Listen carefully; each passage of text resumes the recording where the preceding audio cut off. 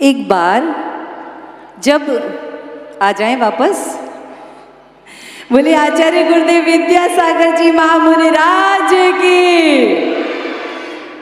एक बार जब ये क्या हो गया भैया, अच्छी नहीं लग रही आवाज?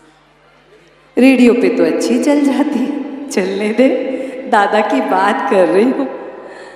एक बार जब ये बाल ब्रह्मचारी थे, गुरु ने कहा पिच्छी बनानी आती है आचार्य देशभूषण जी ने? नहीं। कभी बनाई है? नहीं। बनाओ फिर। ऐसी पिच्छी बनाई, ऐसा लगा कि एकदम घसी कसी पिच्छी सदा से ही बनाते चले आ रहे हों। और यही बात उन्होंने अपने बच्चों में भी देखी। हर बच्चे को परखा, जाने कितने ब्रह्मचारी लगातार बैठे हुए हैं। अनियत विहारी है ना, अनियत दीक्षाधारी भी हैं। भैया जी मेरी बात से सहमत होंगे। भैया जी लोगों को भी नहीं पता होता था कि आज हमारी दीक्षा हो जाएगी या होने वाली है। पता कुछ कुछ खबर पहुंचती थी कि दीक्षा हो सकती है, सब दौड़े चले आते थे। पता नहीं लॉटरी किसकी निकल जाए और कपड़े किसके उतर जाए। ऐसी दीक्षा लेने के लिए कितने, मैं इन्हें पागल कहूँगी। और इस पागल की एक परिभाषा बताती हूँ। इन्हीं बिगड़े दिमागों में भरे खुशियों के लच्छे हैं। हमें पागल ही रहने दो कि हम विद्या के पागल ही अच्छे हैं। और ये जो पागलपन है वो चलता रहा। कई सारे ऐसे पागल ऐसे ही दौड़ते रहे, दीक्षा लेते रहे। कोई 4 करोड़ का पैकेज छोड़ के आया तो कोई माता पिता की अरबों की संपत्ति। किसी ने तो अपनी माँ के लिए जीवन भर सेवा करने का वचन दिया था, लेकिन माँ जिनवाणी की सेवा करने को निकल गया। ऐसे करते करते 120 दिगंबर मुनि, 172 आरिकाएं, 64 क्षुल्लक, 3 छुल्लिका, 56 एलक साधक और जाने ऐसे कितने सारे भव्य ब्रह्मचारी, उत्कृष्ट श्रावक। शायद ये पंक्तियां उन्होंने अपने गुरु के लिए कही थी और हम अपने गुरु के लिए कहते हैं। कितना सीखने की ललक थी ना। कान में आया, जापान का एक हाइकू छंद होता है। अच्छा, सब लिखेंगे? मैं भी लिखूंगा। लिख दिया। गुरु कृपा से 5 अक्षर, 7 अक्षर, फिर 5 अक्षर, हो गया हाइकू पूरा। लेकिन अर्थ है विशाल।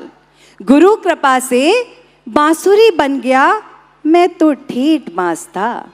इस बात को डॉक्टर साहब बड़े अच्छे से समझेंगे। एक बांस में जब छेद किए जाते हैं तभी वो बांसुरी बनती है। और ये हाइकू शायद इनके लिए है, आपके लिए है, मेरे लिए है, हम सब के लिए है। अगर ये कंठ है तो विद्यासागर का है, अगर ये बुद्धि है तो विद्यासागर की है, और सब उनको समर्पित है। और इतने सारे शिष्यों के साथ कितने अच्छे से वो जीवन चलाते रहे ना। कभी कोई अनुशासनहीनता हुई नहीं, किसी को पता ही नहीं पड़ा। 50 साधु निकल गए, 50 के आहार हो गए और 300 चौके लगे थे। कुछ पता ही नहीं पड़ रहा है, सब होता जा रहा है। रास्ते में चौका तो आप सबने लगाया होगा ना, वन में, जंगल में। कितना मजा आता था ना। इतने सियाटे में जाने कितने साधु आहार कर गए। ये तो उनकी विशुद्धि थी। कभी अन्न कम पड़ा ही नहीं, कभी फल कम पड़े नहीं, उनने खाए नहीं, हमारे पेट में कमी पड़ने नहीं दी। ये गुरुदेव आचार्य विद्यासागर जी महाराज। और अभी हम बात कर रहे हैं हमारे अभी के काल के गुरु आचार्य समय सागर जी महाराज की। मैंने कहा ना, ये अनियत दीक्षा देते हैं। तो एक रोज एक दीदी एक बार बता रही थी, 8 मार्च 1980 का दिन था वो, है ना। पहाड़ पर द्रोणागिरी पर्वत पर वो दर्शन करने जा रही थी। हाथ में अष्टद्रव्य की थाली थी। आचार्य विद्यासागर जी बैठे थे और एलक समय सागर जी बैठे थे। कहा थाली ले आओ। वही अष्टद्रव्य की थाली रखी और एलक समय सागर जी आचार्य विद्यासागर जी महाराज बन गए। ना मंडप था, ना पंडाल था, ना शोर शराबा था, और इस ट्रस्टी के इस काल का, आगामी काल का सबसे बड़ा आचार्य उन्होंने दे दिया। बोलिए आचार्य समय सागर जी महामुनि राज की। हम चलते हैं अगले गीत की तरफ, और उस गीत के लिए मैं जिन्हें बुलाना चाहती हूँ, उन्हें मैंने आज से 13-14 साल पहले वाशी के पंचकल्याणक में सुना था। लाल रंग से इन्होंने भजन लिखा था और शायद वहीं छोड़ दिया था, और वो 2 कागज में उठा ले आई थी बिना अनुमति के, और आज अनुमति ले रही हूँ, और वो कागज आज भी सहेजे हैं, क्योंकि हारमोनियम के साथ में वो भजन मेरे कान में आज भी गूंजते हैं।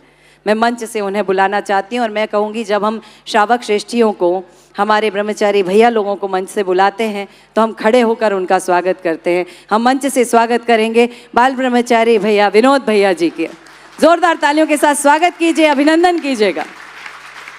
और जहाँ दीक्षा की बात आई तो मैंने कहा दीक्षा से अच्छा भजन इनके अलावा और कौन गा सकता है, शायद कोई और इस बात को चरितार्थ ना करे। आइएगा भैया जी।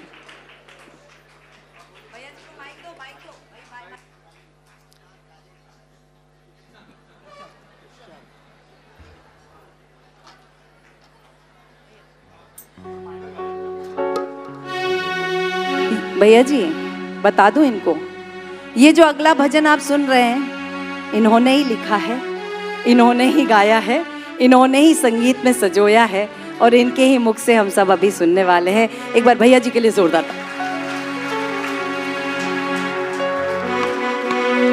ये भजन डॉक्टर बिलासपुर के हैं कोई, उन्होंने लिखा था, मैंने तो गाया है भाई 3 लगाना। इसके बाद जो एक केसरी गीत चलता है उस पर एक अंतरा मैंने बनाया मुनि श्री के उपदेश से, आज आचार्य श्री को याद करते हैं। विद्यासागर मेरे सिंधु है ज्ञान के, ज्ञान का इनमें कोई ठिकाना नहीं। विद्यासागर मेरे सिंधु है ज्ञान के, ज्ञान का इनमें कोई ठिकाना नहीं। अपने दिल में याद रखना सदा, एक पल को भी इनको भुलाना नहीं। विद्यासागर मेरे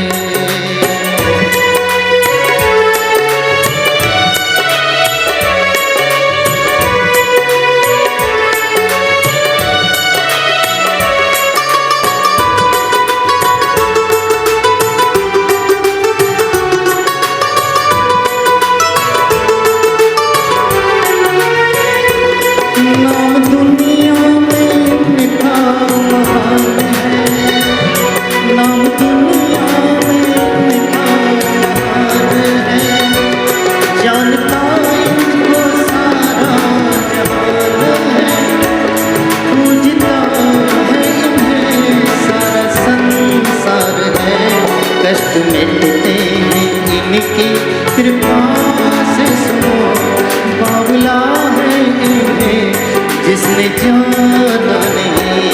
विद्यासागर मेरे